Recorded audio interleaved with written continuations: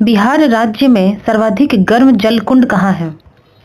Option दिए गए हैं मुंगेर, राजगीर, गया या फिर नालंदा। बिहार राज्य का जो सर्वाधिक गर्म जल कुंड है वह है ब्रह्म कुंड। और ये ब्रह्म कुंड जो है हमने पिछली सीरीज में देखा था कि ब्रह्म कुंड जो है वो राजगीर में स्थित है। तो ऑप्शन नंबर बी हमारा करेक्ट हो जाएगा। याद रखेंगे, बिहार राज्य में सर्वाधिक गर्म जल कुंड जो है वो ब्रह्म कुंड है और यह राजगीर में स्थित है। नेक्स्ट प्रश्न है, भागलपुर सांप्रदायिक दंगा जांच समिति कब गठित हुई? ऑप्शन दिए गए हैं 1980, 1989, 1979, 1986। तो भागलपुर में जो सांप्रदायिक दंगा जांच समिति हुई थी उसका गठन जो हुआ था वो 1989 के आसपास हुआ था। यहाँ देखेंगे नोट में 1989 में भागलपुर सांप्रदायिक दंगों से संबंधित है जो बिहार में हुई सबसे भयानक हिंसा में से एक थी। याद रखेंगे। नेक्स्ट प्रश्न है, पटना स्थित विश्वविख्यात खुदा बख्श लाइब्रेरी की स्थापना कब हुई थी? ऑप्शन दिए गए हैं 1890, 1891, 1789, 1791। तो खुदा बख्श जो लाइब्रेरी है पटना में, पूछता है कि खुदा बख्श लाइब्रेरी कहाँ स्थित है, तो याद रखेंगे पटना में स्थित है। और इसकी जो स्थापना हुई थी वो हुई थी 1891 ईस्वी में, 1891 में। ऑप्शन नंबर बी हमारा करेक्ट हो जाएगा। नोट में, खुदा बख्श ओरिएंटल पब्लिक लाइब्रेरी की स्थापना 1891 में खान बहादुर खुदा बख्श के द्वारा की गई थी। किसके द्वारा की गई थी? खान बहादुर खुदा बख्श के द्वारा, जिसे बाद में जनता के लिए खोला गया। यह पटना बिहार में स्थित है। याद रखेंगे। नेक्स्ट प्रश्न है, बिहार में पहला विज्ञान संग्रहालय जिसे श्री कृष्ण विज्ञान केंद्र के रूप में जाना जाता है कब स्थापित हुआ था? ऑप्शन दिए गए हैं 1970, 1980, 1978, 1967। तो पटना बिहार में जो पहला विज्ञान संग्रहालय उसकी स्थापना जो हुई थी वह हुई थी 1978, 1978 में। ऑप्शन नंबर हमारा सी करेक्ट हो जाएगा। नोट में देखिए, बिहार का पहला विज्ञान संग्रहालय श्री कृष्ण विज्ञान केंद्र 1978 में पटना में स्थापित किया गया। इसका उद्घाटन 14 अप्रैल 1978 को तत्कालीन शिक्षा मंत्री श्री ठाकुर प्रसाद सिंह ने किया था। यह केंद्र बिहार के पहले मुख्यमंत्री श्री डॉक्टर श्री कृष्ण जी के नाम पर रखा गया था। ध्यान रखेंगे 1978 में। और कब किया गया था? 14, अगर डेट याद रखना है तो 14 अप्रैल 1978। कहाँ पर है? तो बिहार के पटना जिले में स्थित है। नाम क्या है? श्री कृष्ण विज्ञान केंद्र। नेक्स्ट प्रश्न है, बिहार के किस गणितज्ञ को बिहार का रामानुजन कहा जाता है? यह प्रश्न अभी भी आई है, पूछे जा चुके हैं। ऑप्शन दिए गए हैं वशिष्ठ नारायण सिंह, केशव सिन्हा, राम वृक्ष बोनीपुरी, स्वामी दयानंद सरस्वती। तो बिहार का रामानुजन वशिष्ठ नारायण सिंह को कहा जाता है। ऑप्शन नंबर ए हमारा करेक्ट हो जाएगा। नोट में देखिए, बिहार के महान गणितज्ञ वशिष्ठ नारायण सिंह को बिहार का रामानुजन कहा जाता है। उन्होंने अपनी असाधारण गणितीय प्रतिभा के कारण वैश्विक पहचान हासिल की और उन्हें अल्बर्ट आइंस्टीन के सापेक्षता सिद्धांत को चुनौती देने वाला गणितज्ञ के रूप में भी जाना जाता है। तो याद रखेंगे बिहार का रामानुजन वशिष्ठ नारायण सिंह। नेक्स्ट प्रश्न है, बिहार का इलेक्ट्रॉनिक नगरी किसे कहते हैं? ऑप्शन दिए गए हैं बेतिया, हाजीपुर, पटना या फिर मोकामा। तो इस प्रश्न का सही उत्तर हो जाएगा बिहार का इलेक्ट्रॉनिक नगरी हाजीपुर को जाना जाता है। ऑप्शन नंबर बी हमारा करेक्ट हो जाएगा। हाजीपुर कहाँ है? तो देखेंगे मैप में, हाजीपुर वैशाली जिले में स्थित है। ध्यान रखेंगे। हाजीपुर बिहार की इलेक्ट्रॉनिक सिटी कहा जाता है क्योंकि यहाँ इलेक्ट्रॉनिक उद्योगों के विकास पर ध्यान केंद्रित है। इस शहर में एक इलेक्ट्रॉनिक सिटी स्थापित करने की योजना है और इस राज्य के एक प्रमुख केंद्र के रूप में विकसित भी किया जा रहा है, इसलिए इसे इलेक्ट्रॉनिक नगरी कहा जाता है। ध्यान रखेंगे हाजीपुर। नेक्स्ट प्रश्न है, संपूर्ण क्रांति के जनक किसे कहा जाता है? ऑप्शन दिए गए हैं जयप्रकाश नारायण, वशिष्ठ नारायण सिंह, केशव सिन्हा या फिर रामवृक्ष वेणुपुरी। तो संपूर्ण क्रांति के जो जनक हैं वह है Jayaprakash Narayan, option number A. अभी इसके एक्स्ट्रा फैक्ट्स देखते हैं। संपूर्ण क्रांति के जनक, भारत रत्न संपूर्ण क्रांति के जनक लोकनायक जयप्रकाश नारायण हैं। लोकनायक के रूप की उपाधि किन्हें मिली है? तो जयप्रकाश नारायण। उन्हें लोकनायक के नाम से भी जाना जाता है और उन्होंने भारत में लोकतंत्र को सशक्त करने के लिए यह आंदोलन चलाया था। ध्यान रखेंगे। नेक्स्ट प्रश्न है, बिहार केसरी के नाम से किसे जाना जाता है? ऑप्शन दिए गए हैं वशिष्ठ नारायण सिंह, केशव सिन्हा, रामवृक्ष वेणुपुरी या फिर श्री कृष्ण सिंह। तो बिहार केसरी के नाम से श्री कृष्ण सिंह को जाना जाता है। ऑप्शन नंबर डी करेक्ट हो जाएगा, जो क्या रहे बिहार के प्रथम मुख्यमंत्री भी रहे हैं। नोट में देखेंगे बिहार केसरी के नाम से डॉक्टर श्री कृष्ण को जाना जाता है, जो बिहार के पहले मुख्यमंत्री थे। उन्हें यह उपाधि सार्वजनिक भाषणों में उनकी प्रभावशाली आवाज और शेर जैसी दहाड़ के कारण मिली। ध्यान रखेंगे। नेक्स्ट प्रश्न है, पटना संग्रहालय की स्थापना कब की गई? 1917 में, 1916 में, 1918 में, 1919 में।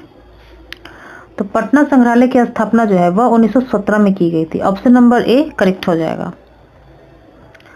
नोट में देखेंगे पटना संग्रहालय की स्थापना 3 अप्रैल 1917 को की गई। इसका उद्घाटन ब्रिटिश राज के दौरान सर एडवर्ड गेट ने किया था। यह बिहार का सबसे पुराना संग्रहालय है और इसे ऐतिहासिक कलाकृतियों को संग्रहित करने के लिए बनाया गया था, जो पटना के आसपास के क्षेत्रों में पाई गई थी। ध्यान रखेंगे। 1917। नेक्स्ट प्रश्न है, बिहार में योग विश्वविद्यालय की स्थापना कहाँ हुई है? ऑप्शन दिए गए हैं मुंगेर, राजगीर, गया या फिर नालंदा।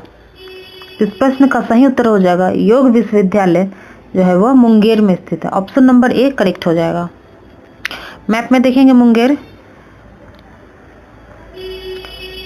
तो मुंगेर या लखीसराय, भागलपुर, जमुई, बेगूसराय और खगड़िया राज्यों से यह सट रही है। तो कितने राज्य हो गए? और बांका से भी सट रही है। तो 1 2 3 4 5 6 राज्यों से मुंगेर सट रही है और यहाँ क्या है? योग विश्वविद्यालय है। ध्यान रखेंगे। नोट में देखेंगे बिहार में योग विश्वविद्यालय मुंगेर में स्थित है। यह दुनिया का पहला योग विश्वविद्यालय। यह भी प्रश्न अगर पूछे जा सकते हैं कि दुनिया का पहला योग विश्वविद्यालय कहाँ पर है? तो मुंगेर में ही स्थित है, जिसे बिहार योग विद्यालय के नाम से जाना जाता है। बिहार योग विद्यालय, इसकी स्थापना स्वामी सत्यानंद सरस्वती जी के द्वारा 1964 में की गई थी। याद रखेंगे, इसकी स्थापना स्वामी सत्यानंद सरस्वती ने 1964 में की थी। नेक्स्ट प्रश्न है, बिहार में प्लेनेटोरियम किस शहर में है? ऑप्शन दिए गए हैं पटना, हाजीपुर, बेगूसराय या फिर कटिहार। तो बिहार में प्लेनेटोरियम जो है, प्लेनेटोरियम का अर्थ पहले जान लीजिए क्या होता है। ये इस तरह से इंग्लिश में भी प्रश्न पूछ लिया जाता है। ये जो होता है यह तारामंडल होता है, इसका अर्थ जो होता है तारामंडल। तो पूछा जा रहा है कि तारामंडल किस शहर में है? ऑप्शन दिए गए हैं पटना में, हाजीपुर में, बेगूसराय में या फिर कटिहार में। तो तारामंडल जो है वो है पटना में स्थित है। ऑप्शन नंबर ए। ऑप्शन के हिसाब से देखेंगे तो वो सिर्फ पटना में ही स्थित है। ऑप्शन नंबर ए करेक्ट हो जाएगा इस प्रश्न का। नोट में देखेंगे बिहार में तारामंडल पटना और दरभंगा में स्थित है। दूसरा जो है वो दरभंगा में भी स्थित है, लेकिन ऑप्शन में दरभंगा नहीं था, तो इस हिसाब से आंसर पटना हो गया। इसलिए दोनों का नाम याद रखेंगे, पटना भी और दरभंगा भी। पटना में नाम क्या है तारामंडल का? इंदिरा गांधी तारामंडल सबसे प्रमुख है, जिसे पटना तारामंडल के नाम से भी जाना जाता है। याद रखेंगे। नेक्स्ट प्रश्न है, बिहार की किस भाषा को 8वीं अनुसूची में शामिल किया गया है? ऑप्शन दिए गए हैं मैथिली, अंगिका, मगही या फिर वज्जिका। ये सभी भाषाएं बिहार से संबंधित है, हमने पिछले सेट में देखा है। और इसमें से बिहार में जो 8वीं अनुसूची में जो शामिल किया गया था, जिसके शामिल करने के बाद 22 भाषा शामिल हो गई थी, यह है मैथिली, जिसे 92 अमेंडमेंट एक्ट के तहत 2003 में शामिल किया गया था। और ये प्रश्न बिहार दरोगा में पूछे जा चुके हैं। ध्यान देंगे 2003 में 92 अमेंडमेंट एक्ट संविधान संशोधन अधिनियम के तहत 4 भाषाएं जोड़ी गई थी। बोडो, डोगरी, मैथिली और संथाली भाषाओं को संविधान की 8वीं अनुसूची में जोड़ा गया था। तो याद रखेंगे 4 भाषाएं थी, बोडो, डोगरी, मैथिली और संथाली, 92 अमेंडमेंट एक्ट 2003। नेक्स्ट प्रश्न है, बिहार का सबसे बड़ा विश्वविद्यालय है, ऑप्शन दिए गए हैं, कौन सा? पाटलिपुत्रा, भीमराव अम्बेडकर, मगध या फिर पटना। बिहार का अगर सबसे बड़ा विश्वविद्यालय की बात करें तो इस प्रश्न का सही उत्तर हो जाएगा option number C, Magadh. Bihar का सबसे बड़ा विश्वविद्यालय जो है वो मगध विश्वविद्यालय है, जिसकी स्थापना 1 मार्च 1962 को की गई थी। और इसका स्थान अगर पूछा जाए तो यह बोधगया के बिहार में है, बोधगया में स्थित है। यहाँ देखेंगे बोधगया, ये रहा आपका गया में बोधगया स्थित है, ये जो कि नवादा औरंगाबाद से सीमा बना रही है। नेक्स्ट प्रश्न है, बिहार की प्रथम महिला राजनीतिज्ञ जो लोकसभा में अध्यक्ष बनी, ऑप्शन दिए गए हैं, प्रभा देवी, मीरा कुमार, राबड़ी देवी या फिर रेणु देवी। तो बिहार की प्रथम महिला राजनीतिज्ञ जो लोकसभा में अध्यक्ष बनी, ये पूछा जा रहा है कि जो लोकसभा में अध्यक्ष बनी, तो वह थी Meera Kumar. Option number B हमारा करेक्ट हो जाएगा। नोट में देखेंगे बिहार की पहली महिला राजनेता जो है, अगर राजनेता पूछा जाएगा तो उस स्थिति में आंसर होगा सुमित्रा देवी। कौन थी? बिहार की पहली महिला राजनेता सुमित्रा देवी थी, जो 1963 में बिहार की पहली महिला कैबिनेट मंत्री बनी। अगर मुख्यमंत्री की बात करें तो राबड़ी देवी बिहार की पहली महिला और एकमात्र महिला मुख्यमंत्री हैं, जो कि 1997 से 2005 के इस पद पर रही हैं। ध्यान रखेंगे सुमित्रा देवी प्रथम स्थान पे हो जाएगा। अगर पूछ लिया जाए लोकसभा अध्यक्ष के मामले में तब उस स्थिति में मीरा कुमार हो जाएंगी, और मुख्यमंत्री पूछा जाए तो राबड़ी देवी। और कब का डेट रहा है तो 1963 में सुमित्रा देवी मंत्रिमंडल बनने गई थी। राबड़ी देवी का भी कार्यकाल पूछा गया है प्रश्न में, प्रीवियस ईयर क्वेश्चंस में, तो याद रखेंगे 1997 से 2005 तक। प्रश्न कहाँ से पूछते हैं ये इंपॉर्टेंट होता है, इसलिए याद रखेंगे 1997 से 2005 तक। नेक्स्ट प्रश्न है, बिहार का प्रथम अंग्रेजी समाचार पत्र जो कि साप्ताहिक थी, कौन सी थी? The Hindu, Bihari, the Bihar Herald या फिर बंगाल गजट। अब अगर आप बिहार दरोगा का अगर सेट देख रहे होंगे तो हमने वहां पे बताया है कि बंगाल गजट जो है वो भारत का पहला अंग्रेजी समाचार पत्र है, वो भी साप्ताहिक है। अगर बिहार की बात करें तो बिहार का जो आंसर हो जाएगा वो हो जाएगा द बिहार हेराल्ड, जो कि अंग्रेजी समाचार पत्र थी, वो भी प्रथम थी और ये साप्ताहिक थी। बिहार का पहला अंग्रेजी समाचार पत्र द बिहार हेराल्ड था, जिसे कब शुरू किया गया था? 1875 में। और किसके द्वारा? गुरु प्रसाद सेन। और ये प्रश्न बहुत बार पूछे जा चुके हैं और आने वाले एग्जाम में भी पूछे जा सकते हो सकता है नाम ना पूछे, लेकिन उसको किसने शुरू किया? जैसे कि गुरु प्रसाद सेन के द्वारा शुरू किया गया, तो ये पूछे जा सकते हैं। कब किया गया? तो 1875 में ऑब्वियसली पूछे जा सकते हैं, तो याद रखेंगे 1875 गुरु प्रसाद सेन जी के द्वारा। नेक्स्ट प्रश्न है, बिहार के किस हवाई अड्डे को अंतर्राष्ट्रीय हवाई अड्डा घोषित किया गया है? ऑप्शन दिए गए हैं मुंगेर, राजगीर, गया या फिर नालंदा। तो बिहार के किस हवाई अड्डे को, तो ये ऑप्शन के हिसाब से अगर देखा जाए तो इस प्रश्न का सही उत्तर हो जाएगा ऑप्शन नंबर सी। गया में एक अंतर्राष्ट्रीय हवाई अड्डा स्थित है, तो ऑप्शन नंबर सी हमारा करेक्ट हो जाएगा। नोट में देखेंगे बिहार का दरभंगा हवाई अड्डा राज्य का पहला पूर्ण अंतर्राष्ट्रीय हवाई अड्डा बनने की प्रक्रिया में है।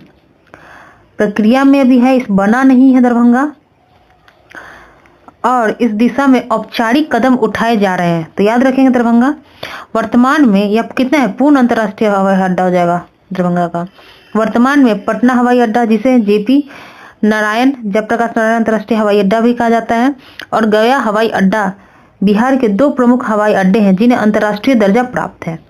हालांकि वे पूरी तरह से अंतर्राष्ट्रीय मानकों में नहीं है। अगर प्रश्न पूछा जाए तो याद रखेंगे ऑप्शन के हिसाब से उत्तर करेंगे। और ऐसे में बिहार का अगर प्रथम पूर्ण रूप से अंतर्राष्ट्रीय हवाई अड्डा पूछा जाए तो दरभंगा में है, जो बन रहा है, और 2 मुख्य रूप से अंतर्राष्ट्रीय हवाई अड्डा हो गए, पटना में और एक गया में। ध्यान रखेंगे एक पटना में और एक गया में। मैप में भी मैं क्लियर दिखा देती हूँ। मैप से ज्यादा ध्यान में रहेगा। बिहार, एक गया में अंतर्राष्ट्रीय हवाई अड्डा और एक पटना में स्थित है, और एक जो बन रहा है वो है दरभंगा में। ये रहा दरभंगा में एक जो बन रहा है पूर्ण रूप से, ये कहाँ बन रहा है? दरभंगा में पूर्ण रूप से जो है पूर्ण अंतर्राष्ट्रीय हवाई अड्डा मिल रहा है, बन रहा है दरभंगा में। याद रखेंगे, गया पटना है और पूर्ण रूप से दरभंगा में जो कि बन रहा है। नेक्स्ट प्रश्न है, बिहार में गंगा की सबसे बड़ी सहायक नदी है कौन सी? फल्गु, पुनपुन, गंडक या फिर सोन? तो बिहार में जो गंगा की सबसे बड़ी सहायक नदी है, तो ऑप्शन के हिसाब से देखेंगे तो इस प्रश्न का सही उत्तर हो जाएगा सोन। सोन जो है बिहार की गंगा की सबसे बड़ी सहायक नदियों में से एक है। नोट में देखेंगे, बिहार में गंगा की सबसे बड़ी सहायक नदी जो है वो घाघरा है। ऑप्शन में घाघरा नहीं था तो इसलिए आंसर क्या हो जाएगा? सोन हो जाएगा। यह उत्तरी नेपाल से निकलती है और पटना के पास गंगा में मिलती है। इसके अलावा कोसी और सोन भी गंगा की महत्वपूर्ण सहायक नदियां हैं। तो ध्यान रखेंगे कि अगर ऑप्शन में जैसे दिए जाएंगे, कोसी और सोन भी क्या है? महत्वपूर्ण सहायक नदियों में से एक है। अगर ऑप्शन में सोन, कोसी और घाघरा दे दिया जाए तो उस स्थिति में आंसर घाघरा हो जाएगा। ध्यान रखेंगे प्रश्न को। नेक्स्ट प्रश्न है, बिहार का सबसे लंबा रेल पुल किस नदी पर स्थित है? ऑप्शन दिए गए हैं फल्गु, गंगा, गंडक या फिर सोन। तो बिहार का सबसे लंबा रेल पुल जो है वह गंगा नदी पर स्थित है। याद रखेंगे, ऑप्शन नंबर बी करेक्ट हो जाएगा। नोट में देखेंगे, बिहार का सबसे लंबा रेल पुल गंगा नदी पर स्थित है, जो जेपी सेतु जो कि दीघा से सोनपुर पुल को जोड़ती है। याद रखेंगे, जेपी सेतु जो कि गंगा नदी पर और सबसे लंबा रेल पुल है। यह पुल पटना को सोनपुर से जोड़ती है। ध्यान रखेंगे, पटना को सोनपुर से, जेपी सेतु के नाम से दीघा सोनपुर पुल। नेक्स्ट प्रश्न है, बिहार में आलू शोध संस्थान कहाँ स्थित है? ऑप्शन दिए गए हैं पटना में, नवादा में, गया में या फिर समस्तीपुर में। तो बिहार में आलू शोध संस्थान जो है वह पटना में स्थित है। ऑप्शन नंबर ए हमारा करेक्ट हो जाएगा। बिहार में, नोट में देखेंगे, बिहार में एक केंद्रीय आलू अनुसंधान संस्थान है जिसकी स्थापना पटना में 1949 ईस्वी में हुई थी। यह अब एक क्षेत्रीय स्टेशन के रूप में काम करता है और इसका मुख्यालय शिमला में है। मुख्यालय भी पूछा जाता है बहुत बार, तो शिमला याद रखेंगे। इसके अतिरिक्त एक आलू विकास और अनुसंधान संस्थान जो है बिहार शरीफ नालंदा में भी स्थित है। तो ध्यान रखेंगे, अगर आलू विकास अनुसंधान संस्थान पूछा जाए तो उस स्थिति में आंसर हो जाएगा बिहार शरीफ नालंदा, और केंद्रीय आलू अनुसंधान पूछा जाए तो उसका आंसर हो जाएगा पटना। नेक्स्ट प्रश्न है, अब्दुल बारी रेलवे पुल बिहार के किस नदी पर स्थित है? तो अब्दुल बारी रेलवे पुल जो है बिहार के किस नदी पर स्थित है, ये पूछा जा रहा है। ऑप्शन दिए गए हैं फल्गु, पुनपुन, गंडक या फिर सोन। तो अब्दुल बारी रेलवे पुल जो है वह सोन नदी पर स्थित है। ऑप्शन नंबर डी हमारा करेक्ट हो जाएगा। नोट में देखेंगे, अब्दुल बारी रेलवे पुल बिहार के सोन नदी पर स्थित है। यह कोइलवर में है और आरा को पटना से जोड़ती है। ध्यान रखेंगे, यह है कहाँ? यह है अब्दुल बारी जो है पुल, वह कोइलवर में है। डायरेक्ट क्षेत्र में पूछे गए हैं प्रीवियस ईयर में, अगर आप देखेंगे तो डायरेक्ट जो है क्षेत्र पूछ लिया जाता है और ऑप्शन में कोइलवर रहेंगे। तो आंसर क्या हो जाएगा? कोइलवर। और ये किसको जोड़ता है? आरा से पटना को जोड़ता है। अब्दुल बारी रेलवे पुल जो है वो आरा को पटना से जोड़ती है। ध्यान रखेंगे।